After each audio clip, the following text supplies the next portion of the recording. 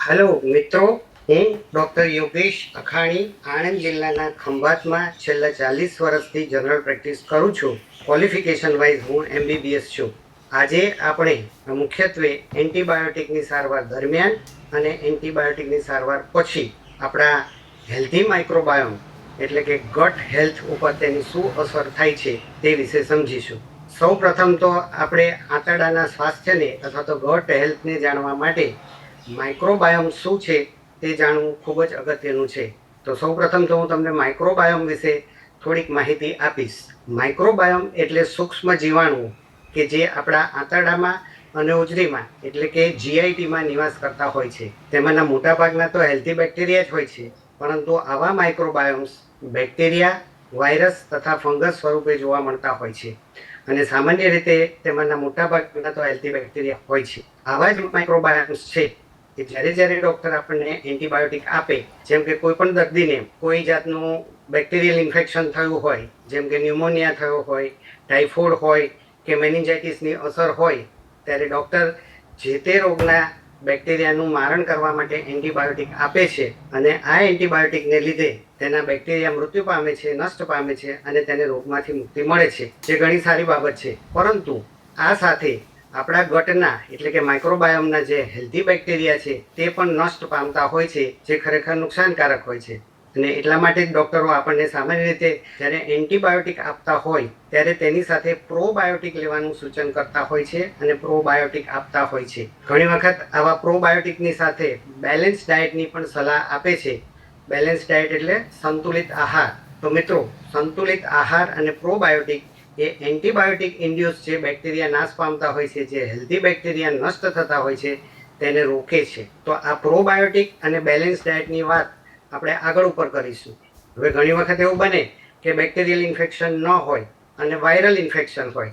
તો આવા viral infection જેમ કે શરદી થઈ હોય, ફ્લૂ હોય, તો તેવા સંજોગોમાં બેક્ટેરિયલ ઇન્ફેક્શન ન હોવાને લીધે એન્ટીબાયોટિક અસર કરતી નથી, પરંતુ વાયરલ ઇન્ફેક્શન હોવાથી આવી એન્ટીબાયોટિકની જરૂર રહેતી નથી.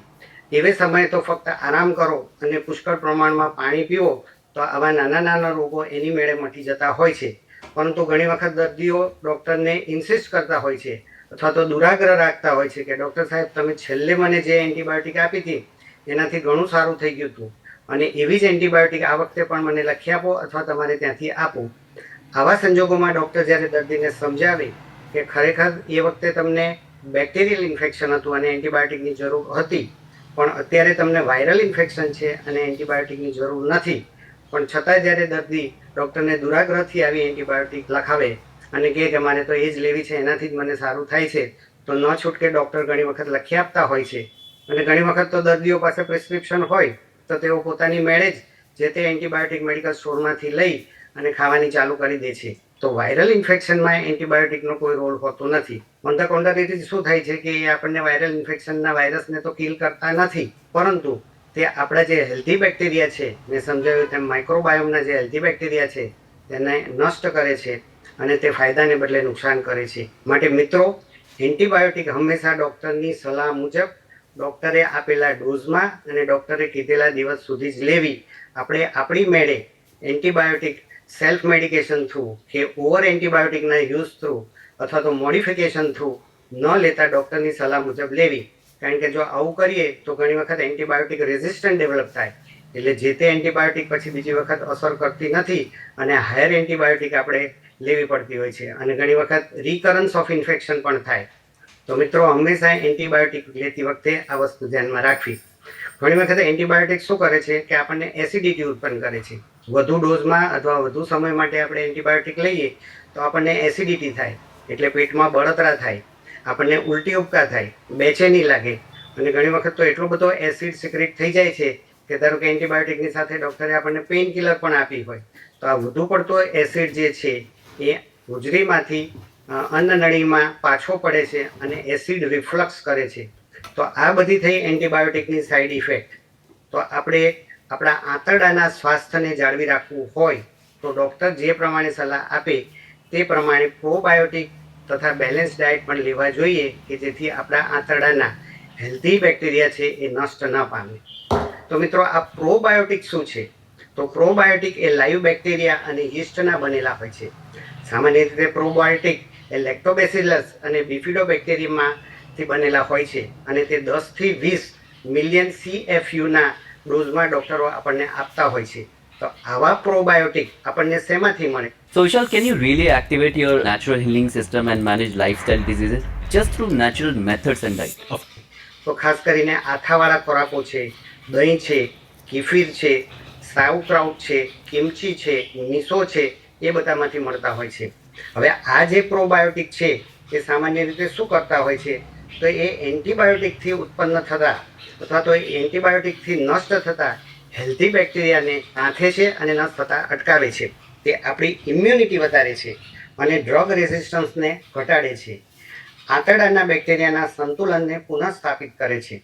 તો મિત્રો, પ્રોબાયોટિક એન્ટીબાયોટિક સાથે જ્યારે ડૉક્ટર આપણને પ્રિસ્ક્રાઇબ કરે ત્યારે તે પ્રમાણમાં આપણે લેવા ખૂબ જ જરૂરી હોય છે.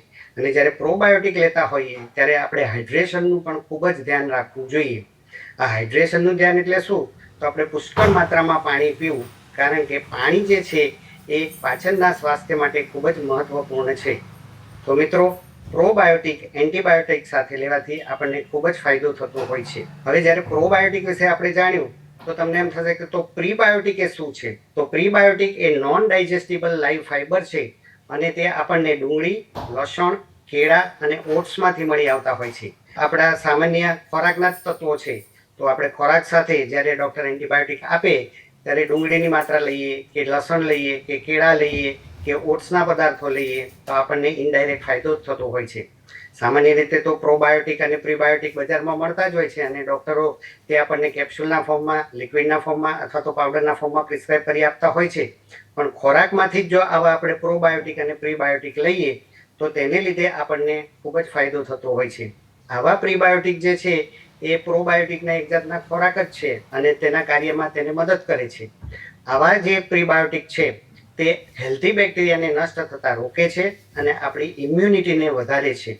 તો મિત્રો, પ્રોબાયોટિક અને પ્રીબાયોટિક બંનેના મિક્સચર ઘણી વખત ડૉક્ટર આપે અને તેને સિનબાયોટિક કહેવામાં આવતું હોય છે. તો આપણે પ્રોબાયોટિક વિશે જાણ્યું, પ્રીબાયોટિક વિશે જાણ્યું. તો તમને થશે કે પોસ્ટબાયોટિક એ વળી શું છે? તો પોસ્ટબાયોટિક એ જે આંતરડાના હેલ્ધી બેક્ટેરિયા છે એના ફર્મેન્ટેશનને લીધે ઉત્પન્ન થતા બાયોએક્ટિવ કમ્પાઉન્ડ્સ છે. અને આવા જે પોસ્ટબાયોટિક છે તે સામાન્ય રીતે શોર્ટ ફેટી એસિડ ચેઇનના બનેલા હોય છે, પેપ્ટાઇડ્સના બનેલા હોય છે, એન્ઝાઇમ્સના બનેલા હોય છે અને ખાસ કરી તો વિટામિન્સના બનેલા હોય છે. તો ઘણી વખત ડૉક્ટર આપણને એન્ટીબાયોટિકની સાથે પ્રોબાયોટિક આપે અને પોસ્ટબાયોટિક વિટામિનના રૂપમાં આપે. તો આપણને એમ થાય કે વિટામિનની શું જરૂર હતી, પણ ખરેખર વિટામિન્સમાં રહેલા પોસ્ટબાયોટિક આપણને ફાયદો કરતા હોય છે. તો મિત્રો, પ્રોબાયોટિક, પ્રીબાયોટિક અને પોસ્ટબાયોટિક એ આપણા આંતરડાના સ્વાસ્થ્યને વ્યાપક પ્રમાણમાં સમર્થન આપતા હોય છે અને ડૉક્ટરો તે લેવાનું સૂચન કરતા હોય છે. હવે મેં તમને કીધું કે પ્રોબાયોટિક છે એ તો લાઈવ બેક્ટેરિયા છે, જ્યારે પોસ્ટબાયોટિક છે એ લાઈવ બેક્ટેરિયા નથી. હવે પ્રોબાયોટિક લાઈવ બેક્ટેરિયા હોવાથી ઘણી જગ્યાએ આપણે આપી શકતા નથી, જ્યારે પોસ્ટબાયોટિક સામાન્ય રીતે દરેક દર્દીને આપણે આપી શકતા હોઈએ છીએ. ખાસ કરીને જે ઇમ્યુનો કોમ્પ્રોમાઇઝ દર્દીઓ હોય, જેમ કે કોઈ ટ્રાન્સપ્લાન્ટેશન થયું હોય, રિનલ ટ્રાન્સપ્લાન્ટેશન એટલે કે કિડની ટ્રાન્સપ્લાન્ટ કરી હોય, લીવર ટ્રાન્સપ્લાન્ટ કર્યું હોય અથવા તો હાર્ટ ટ્રાન્સપ્લાન્ટ કર્યું હોય, આવા પેશન્ટને તમે પ્રોબાયોટિક ન આપતા પોસ્ટબાયોટિક આપી શકો છો.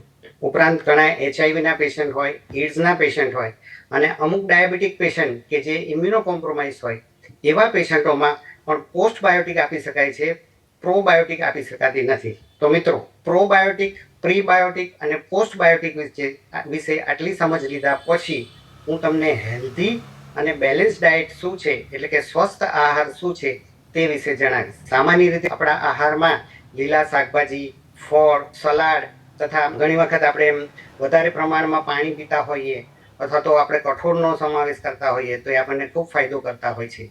આપણા બેલેન્સ ડાયટમાં જો વિટામિન સી અને ઝીંક ઉમેરવામાં આવે તો તે પણ ખૂબ જ ઉપયોગી નીવડતું હોય છે.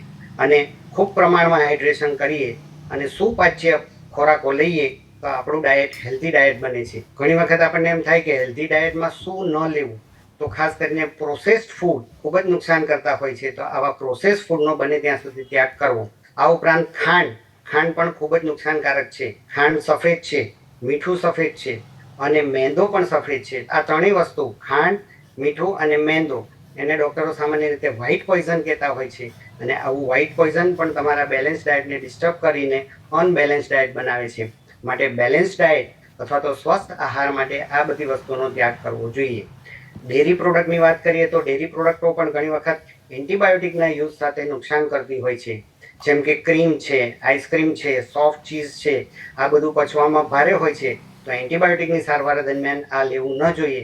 તેને બદલે દહીં છે, છાશ છે, માખણ છે કે જે પચવામાં સુપાચ્ય અને સરળ છે, તો આવી વસ્તુ આપણે આપણા હેલ્ધી ડાયટમાં સમાવેશ કરી શકીએ છીએ. મિત્રો, આમ આપણા આંતરડાના સ્વાસ્થ્યને જાળવવા માટે આપણે માઇક્રોબાયોમ શું છે તે સમજ્યા, માઇક્રોબાયોમથી થતી બેક્ટેરિયાથી થતી રોગોની વિશે વિગતવાર વાત કરી, એન્ટીબાયોટિકની ઇફેક્ટ અને સાઇડ ઇફેક્ટ વિશે જાણ્યું, પ્રોબાયોટિક શું છે તે સમજ્યા, પ્રીબાયોટિક શું છે અને પોસ્ટબાયોટિક શું છે તે પણ મેં તમને જણાવ્યું, અને બેલેન્સ ડાયટ એટલે કે સ્વસ્થ આહાર શું છે આ બધું સમજ્યા પછી ટૂંકમાં હું એટલું કહીશ કે એન્ટીબાયોટિકની સારવાર દરમિયાન અને એન્ટીબાયોટિકની સારવાર પછી આંતરડાના સ્વાસ્થ્યને સારી રીતે આપણે મેન્ટેન કરવું હોય તો આ બધી વસ્તુ જ્યારે ડૉક્ટર એન્ટીબાયોટિકની સાથે આપે તો તે આપણે અવશ્ય લેવી જોઈએ. મને લાગે છે કે આજનું મારું આ જ્ઞાન તમને ખૂબ જ ઉપયોગી નીવડશે. સો મિત્રો, હું તમને ફરી એક વખત કહું છું કે જ્યારે જ્યારે આપણે એન્ટીબાયોટિક લેતા હોઈએ ત્યારે આપણા જે હેલ્ધી બેક્ટેરિયા નષ્ટ પામતા હોય છે ત્યારે મુખ્યત્વે તો પ્રોબાયોટિક્સ, પ્રીબાયોટિક અને પોસ્ટબાયોટિકના રોલ્સ હોય છે. આવા પ્રોબાયોટિક, પ્રીબાયોટિક અને પોસ્ટબાયોટિક ડૉક્ટર આપણને સ્ટોરમાંથી તો પ્રિસ્ક્રાઇબ કરે કે જે આપણને લિક્વિડ ફોર્મમાં મળતા હોય છે, પાવડર ફોર્મમાં મળતા હોય છે, કેપ્સ્યુલ ફોર્મમાં મળતા હોય છે, ટેબ્લેટ ફોર્મમાં મળતા હોય છે. પરંતુ મેં જણાવ્યું તે પ્રમાણે પ્રોબાયોટિક જેમ કે આપણને આથાવાળા ખોરાકો દહીં, કીફીર, સાર્વક્રાઉટ, કિમચી અને મીસોમાંથી મળે છે. તે મુજબ આપણે પ્રીબાયોટિક લેવા હોય તો એ આપણને ડુંગળી, લસણ, કેળા અને ઓટ્સમાંથી મળે છે. અને પોસ્ટબાયોટિક જે છે એ ખરેખર તો વિટામિન્સ અને એન્ઝાઇમ્સના બનેલા હોય છે, પરંતુ આપણા શરીરના શોર્ટ ફેટી એસિડ્સ અને પેપ્ટાઇડ્સના પણ બનેલા હોય છે. તો મિત્રો, આ ત્રણ વસ્તુ પ્રોબાયોટિક, પ્રીબાયોટિક અને પોસ્ટબાયોટિક જ્યારે એન્ટીબાયોટિકની સાથે આપીએ અથવા તો પેશન્ટને આપણે ઇન્સિસ્ટ કરીએ કે તમે આ લો તો એ ચોક્કસપણે આપણને ફાયદો કરતા હોય છે. અને બેલેન્સ ડાયટ પણ સાથે ઉમેરીએ તો આપણને એન્ટીબાયોટિક ઇન્ડ્યુસ જે કંઈ નુકસાન થતું હોય તો એ ઘણું જ આપણે રોકી શકીએ છીએ અને આપણા શરીર માટે તે ખૂબ જ ફાયદાકારક હોય છે. ખૂબ ખૂબ આભાર. Thank you.